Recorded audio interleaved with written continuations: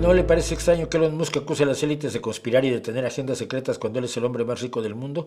Pues no, no me parece extraño porque Donald Trump ha hablado de las élites y del Estado, el Estado profundo, que luego Pablo Iglesias se lo copió. Es maravilloso cómo los populistas finalmente se fusionan, ¿no?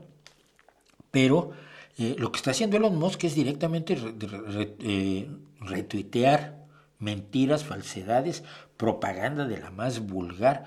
Cuando alguien señala que Donald Trump, que los jefes del Estado Mayor Conjunto de Donald Trump, ya van dos, Kelly y el otro que era Green, me parece, ahora por cierto vamos a hablar de eso, le han dicho que es un fascista, y entonces si Kamala Harris lo repite, Robert Kennedy dice, está llamando a que asesinen a Donald Trump y Elon Musk lo retuitea.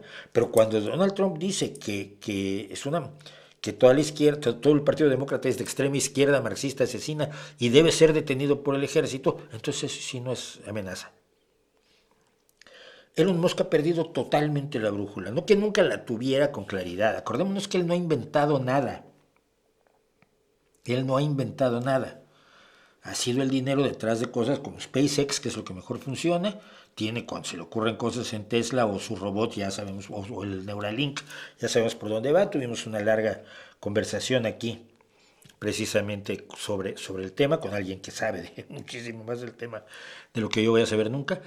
Pero políticamente Elon Musk en este momento está absolutamente radicalizado hacia la mentira, el fascismo, la falsedad como técnica política, y está utilizando Twitter para mandar ese mensaje, porque a todo el mundo le llegan los mensajes de Elon Musk, lo siga o no, lo cual es enormemente grave.